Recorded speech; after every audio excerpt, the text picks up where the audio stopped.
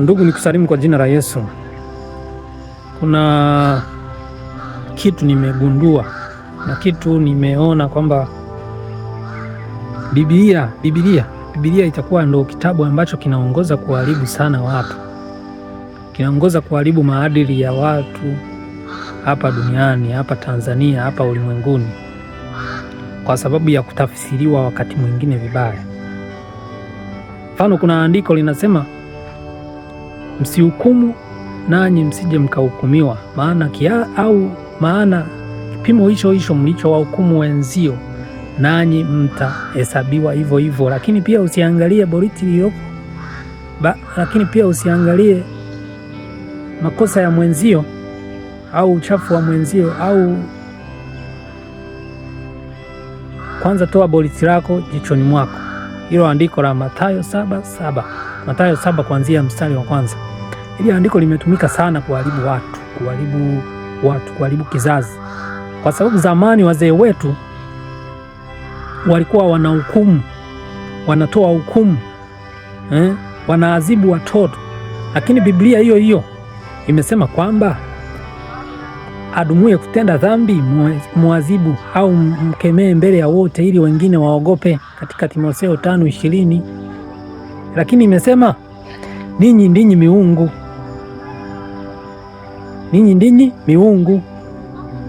Lakini pia imesema mtakalo lifungia duniani litakuwa limefungwa na mbinguni, mtakalo lifungulia duniani litakuwa limefunguliwa na mbinguni.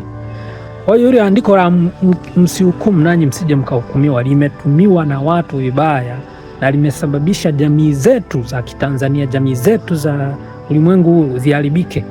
Sababu mfano wazee wetu wa zamani, ilikuwa binti ukipata mimba kabla hujaolewa, kama kwetu sisi jamii ya watu wa kanda ya Ziwa walikuwa wanawatupa, nasikia wazee wanasema walikuwa wanawatupa ziwani. Wengine mfano kijana nyumbani alipokuwa anaharibika, anafanya kosa gumu sana, wanamtenga, wanamwajibisha, wanampa adhabu ambayo itafanya watu wengine waogope, wajifunze. Ila Biblia na andiko hili limekuja kuleta unafuu. Je, ilianzaje wa mabinti kupata mimba bado wakiwa mashuleni, bado wakiwa hawajaolewa, kuzini bado hawajaolewa? Ilianzaje? Ni kwa sababu ya hizi uolera ambao tulivumilia. Tunasema usihukumu usije ukahukumiwa.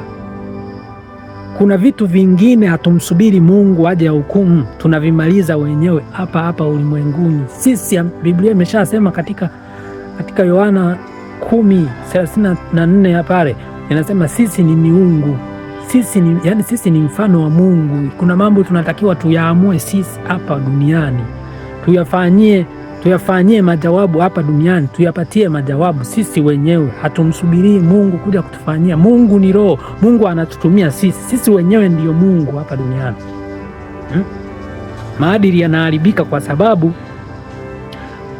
wazazi siku hizi, ukimwona mtoto wa mwenzio sio mtoto wako kabisa. Ukimwona anaharibika huko, anavuta bangi, anaanza kuwa mlevi, unamwacha, unasema sio wangu, anatajijua mwenyewe. Kumbe hiyo ubaya uliouacha na wewe unakuandama, na wewe unakuja kwako muda sio mrefu, na wewe unakuja kwenye kizazi chako muda sio mrefu. Kwa hiyo Biblia ni kitabu kizuri, lakini kikitumika vibaya ni kitabu kibaya sana, kinaharibu jamii sana sana. Hilo andiko la msihukumu nanyi msije mkahukumiwa ni andiko ambalo linaharibu sana. Mfano pia mwingine, unakuta jamii imejaa wezi, wanasema huyu mwizi mkimshika msimuue, msimuadhibu. Tungemwadhibu vizuri na wengine wangejifunza. Unakuta nchi ina mafisadi, watu wanajichukulia wanavyotaka, hawachukulia hatua yoyote. Tunamsubiri Mungu aje atuhukumu, kwa sababu tusihukumu tutachelewa sana. Hawa watu wanaofanya ujinga kama huu tunatakiwa tuwahukumu, tuwajibishe ili wengine waogope, wajifunze. Kwa sababu binadamu tunapotazama vitu tunajifunza kwa kutazama mfano wa wengine wamefanya nini. Sisi nchi zetu za Afrika huku tuna uorera, tunafanya mambo ya kuvumiliana ujinga.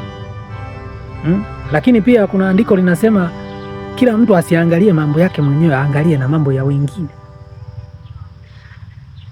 Kwa hiyo ili andiko la msihukumu msije mkahukumiwa limesababisha jamii kuharibika, limesababisha maadili kuporomoka, limesababisha watu kujifanyia chochote. Unakuta mtoto wa mchungaji sasa hivi kumkuta ni maraya ni kawaida, kumkuta ni msagaji ni kawaida, kumkuta ni shoga ni kawaida, kwa sababu tumeshindwa kuchukua hatua tukisema kwamba tusihukumu tusije tukahukumiwa. Kumbe tulifundishwa vibaya. Kuna mambo mengine tunatakiwa tuyamalize sisi huku. Hili somo nadhani nitaliendeleza kwa sababu ni very interesting. Ni somo la muhimu sana, kwa sababu na mimi nilikuwa nafikiria na najaribu kutathmini, naona kumbe kuna mambo tulitakiwa tuyamalize sisi, lakini tunasema kwamba andiko limesema hivi, samehe 7 mara 70. Kuna vitu vingine tunatakiwa tuvimalize sisi. Hiyo ni sehemu ya kwanza. Nitake ndugu yangu unayetazama kupitia hii channel ya Wakili wa Siri za Mungu usubscribe, kuwa unapata maarifa kuntu, maarifa ambayo yanakuwa na utofauti sana. Neema ya Kristo ikawe pamoja nanyi wote. Amen.